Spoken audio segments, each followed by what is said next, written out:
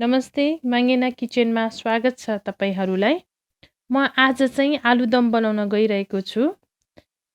केही आलुहरू मैले लिएको छु।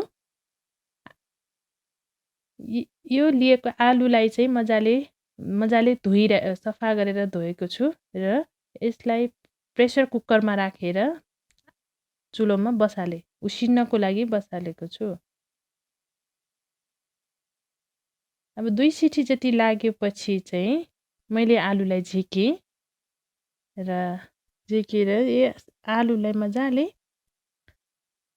छिलेँ, बोक्रा निकालेँ र आलुदममा राख्नको लागि चाहिने सामग्रीहरू घरमा जे छ मैले त्यही चलाएको छु। जस्तै हरियो खुर्सानी, अदुवा, लसुन, प्याज, हरियो प्याज, धनियाँ, अरू मसलाहरू जस्तै नुन, बेसार, जिराको धुलोहरू चाहिँ म अहिले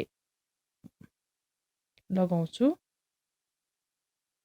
त्यसको साथसाथै गोलभेडा पनि लगाउन लागेको छु। मलाई चाहिँ आलुदम एकदमै मनपर्छ।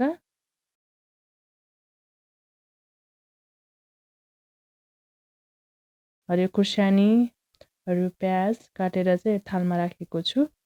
अब एउटा भाँडा बसालेँ। त्यसमा मैले भाँडा तातिसकेको हुनाले चाहिँ मैले त्यसमा तेल लगाएँ। तेल तातेको छ र मैले त्यहाँ मेथीहरू पड्काइरहेको छु। म चाहिँ मिक्स मसला पड्काउँछु, जस्तै ज्वानो, मेथी, जिरा, त्यसको साथसाथै सुकेको खुर्सानी पनि राखेँ।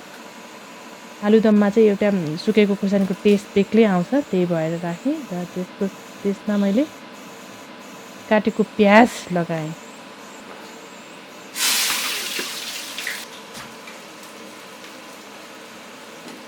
प्याजलाई रातो हुने गरी भुटेपछि त्यसमा बेसार,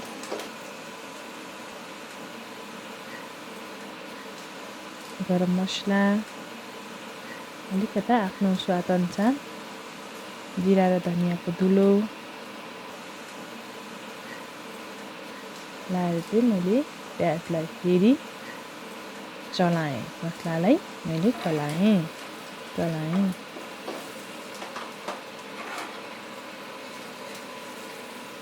ब्राउन भएपछि मैले फेरि हरियो खुर्सानी पनि राखेँ टेस्टको लागि। म चाहिँ अलिक बढी खुर्सानी खाने भएको भएर खुर्सानी बढी चलाइरहेको छु। तपाईँहरूको चाहिँ आफ्नो स्वाद अनुसारले लाउनु भए हुन्छ।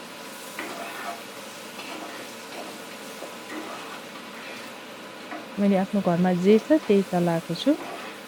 त्यसमा मैले गोलभेडा काटेको राखेको गोलभेडा राखेँ। त्यसलाई पनि चलाएँ, मजाले मिक्स गरेँ।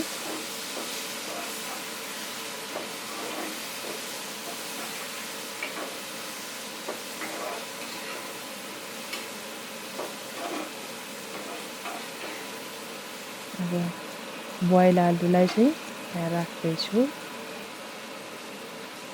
चिनेको आलु त्यहाँ लगाउँदैछु र त्यसलाई मजाले मिक्स गर्दैछु, मसलासँग चलाउँदैछु।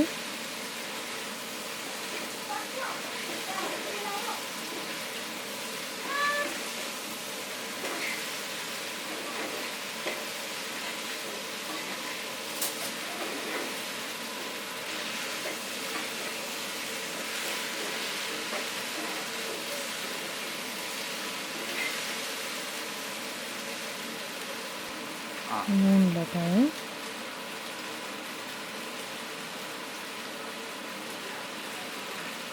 नुन चाहिँ स्वाद अनुसारले आफूलाई, कसैले धेरै नुन अलिक बढी खानुहुन्छ, कसैले कम खानुहुन्छ। म चाहिँ अलिक बढी नै खान्छु अरूको दाजुमा।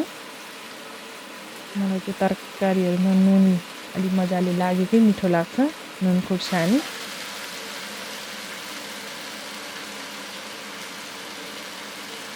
नुन लगाएपछि ग्लासमा चाहिँ मैले हरियो प्याज लगाएँ। अहिले हरियो प्याजको सिजन छ, त्यही भएर हरियो प्याज मेरो घरमा मलाई चाहिँ हरियो प्याज पनि मनपर्छ। हरियो प्याज, लसुन मनपर्छ। त्यही भएको भएर चाहिँ मेरो घरमा जे छ सामग्री त्यही मात्रै मैले युज गरेको छु। अनि कति युज गर्ने भनेर पनि मैले भनेको छुइनँ, किनकि आफ्नो स्वादअनुसार हो। र म अलिक खुर्सानी बढी खाने भएकोले चाहिँ मैले फेरि धुलो खुर्सानी पनि लगाएँ।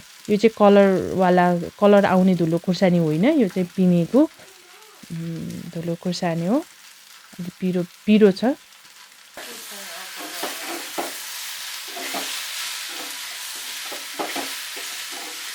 अब आलुदम रेडी हुन लाग्यो। हेर्दा त राम्रै कलर देखिरहेको छ। मैले कुनै कलरहरू लगाएको छुइनँ, बेसार मात्रै हो।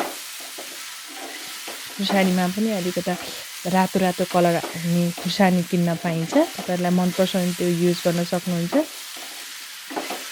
मैले यो त चाहिँ युज गरिनँ। अनि